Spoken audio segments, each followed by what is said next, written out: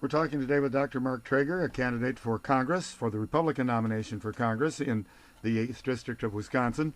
And we're talking about a lot of things that can happen if you get elected. But the first order of business is still winning the primary. Now, how are you going to convince those people who vote in the Republican primary that it should be you instead of somebody else with those other names that are going to be on the ballot? That's a good question. What I would recommend people doing is looking at the candidates and seeing who you believe has the best chance of defeating Steve Kagan in November. Now, I am a conservative, pro-life candidate. But you're not the only one that can say that, too. Exactly. But this is my point now. I am the only candidate who's a medical doctor. I can level the playing field against Steve Kagan, which no one else can do. And he's also a doctor. That's what I'm saying, exactly. Okay. He ran in 06 and 08, as a medical doctor, trying to convince people that he knew more about health care than they did and that he was going to help fix the system and make things better. Well, as it turned out, he voted exactly the way he was told to vote. He voted with the Democratic Party, with Nancy Pelosi, and he did not make health care any better. Actually, he made it more expensive, more cumbersome. He's going to raise taxes now, and it's going to raise the national debt. So being a doctor, I level that playing field. So I have that advantage over the other candidates that they can't level that field and debate him on the issues without him trying to say I know more about medicine because I'm a doctor. Okay, that's number one. And then number two, I've got military experience. That's going to be a tremendous asset. Kagan was never in the military. He doesn't quite understand what it means to have a strong national defense. I don't think he understands what it means to be able to negotiate from power. And the only thing Steve Kagan knows about the military is how to take his marching orders from Nancy Pelosi. He stands up straight, he salutes her, he bends over to her, and that's about the most he knows about any military procedures. Okay, we take phone calls on the program, and we do have a caller here right now. So let's go to the line. Thanks for waiting. You're on the air. I've got something to throw at you. Okay, go ahead. What's your thoughts on a flat tax for every individual and every company throughout the whole United States to pay their fair share of taxes?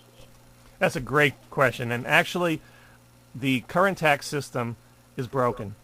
I believe that this system that we have right now needs to be changed. Definitely in favor of either looking at options such as a flat tax, which I think is a very good idea. National sales tax at the point of sale, right? No, that's not. that's more like a VAT, a VAT tax, okay. or a luxury tax. And we can get into that. That's what they do in Europe, and I'll explain that in a second. A flat tax is where you have, it depends on how many levels. It could be two levels, like a 10% level or a 15% level or a 25% level. Oh, this is still an income tax then? Yes, exactly. Okay. And people will pay, depending upon their income bracket, a set percentage of their income. We do away with all these special deductions and things that some people have. Exactly. And they would allow, it depends on how it's written, certain deductions per family. You get X amount of dollars per family. That'd put some of these tax lawyers out of business, wouldn't it? It would, but you would still have your investments and things like that.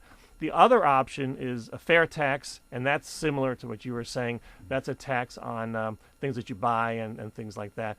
So that's the other option. That's the national sales tax. Exactly. So if you don't spend any money, you don't pay anything. Right. But this flat tax is a very good idea. I like the concept. I think it's something we need to look at. I think it's a great option, and I'd surely be in favor of looking more at that in detail, as well as other options. What they do in Europe is they have what's called a VAT tax, a VAT. It's a value added, and that's a tax on everything you buy in the stores. And they use that money to help finance all their social programs. So they'll have a very low income tax and then a very high VAT tax. And the VAT tax is how they get through a lot of their policies that you can't afford otherwise. How do you answer the question? People say, well, if you do this, the rich people won't pay very much and the poor people will pay an awful lot. Well, the way it is now, the rich people are paying an awful lot. That's the people who pay the taxes. There are less than 50% of the people in this country who pay taxes at all, and 80% of the taxes are paid by 20% of the people. So right now, the poor people don't pay any taxes. They're not going to be paying any more than they should be. And you can't keep taxing the wealthy, or there's no money. There's only so much money you can get out of a person.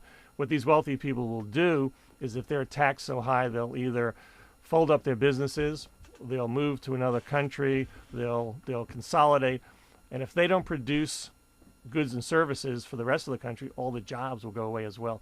So you have to have a balance. You can't always go after the rich people. It has to be more But equitable. they have more money, so... But they only have so much more money. I mean, how much can you tax them? I mean, you tax them already 50, 60% of their income. You're going to tax them 60, 70, 80% of their income, and they'll have no money, and then they're not going to be wealthy anymore, and then you have all people that have no money.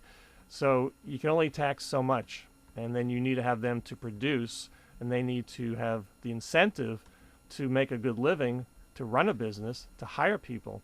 Just take, for example, if you're a restaurant owner and you have a very good business and you're making a good living, you're going to hire people that work in the restaurant. If you get taxed so much that you can't run your restaurant business, you close your business down, all the people that were working as waiters and in the kitchen and the cooks, they're out of a job. So by attacking that person who has the wealth to have a restaurant, you're hurting many people as well. So you can't just blindly attack and tax all the people with money. There has to be more of an equity. And that's what's good I like about the flat tax and these other kind of taxes. It spreads the wealth out a little bit better. Now these wealthy people will pay more money because they're going to buy more things. So, and they're going to be in a higher income bracket. So if you have a flat tax of 25%, and if a person makes a lot of money, he's going to pay more taxes of the 25% than someone who's in the lower income bracket who'll be paying at a 10% level, for example, and he'll be paying fewer taxes. So it is equitable. You know, you will be paying a lot less taxes for a lower income and a lot higher taxes for a higher income. There's a lot more of the poor people. How do you convince them that this really is a good thing? Because they can just vote in the people who say, well, let's tax the rich and don't tax the rest of the people. Yeah. Everybody thinks that the gravy train is there. Right. Well, that's the predicament we're in now. That doesn't work, and we're seeing that. You can't, and that's why, you know, we're struggling in this recession. We can't continue to tax and spend in the government. It doesn't work, and that's why the cycle right now is going in the wrong direction. We got to get out of that cycle now. Do you think we have too many government workers? Absolutely. Federal, state, absolutely. Even maybe at the local level sometimes? Absolutely. Probably not everywhere. The local seems to be a little closer to the people. Yep, absolutely. And I think the problem with this current administration is that they've hired so many more government workers that it's stifling the private side of the economy, because you can't support both. The government can't pay for all these workers and yet have money to pay for the other things as well without raising taxes on the average person. So, and the bigger government gets, the more inefficient it gets, and we've seen that time and time again. So we need to consolidate, we need to cut back, and that's a good way of cutting the costs and the expenses that we have as a government. Examine all the programs, maybe not massive layoffs at the government level, but don't hire people to replace those who retire or those who quit for whatever. Exactly, and that's what I was saying, like no new regulations. I think we have to have no new, expanded programs as well. Now, in this healthcare bill that we alluded to before, they talk about how are we going to enforce making people have insurance, and the way they're enforcing that is they're hiring 16,000 more IRS agents. 16,000? Right, that's in the bill, correct.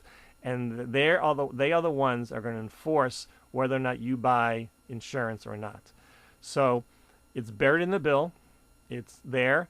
It doesn't take effect until 2014, but the process will get started right away. They're going to start hiring these people at our expense.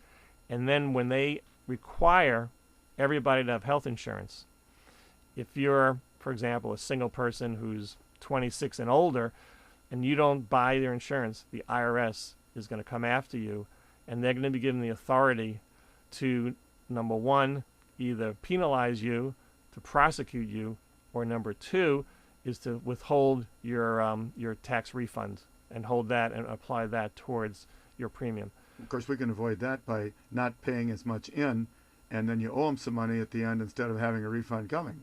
Well, you can avoid that. Think of that. You can avoid that number two part, but you can't avoid the number one is when they can prosecute you and they can demand all those back payments.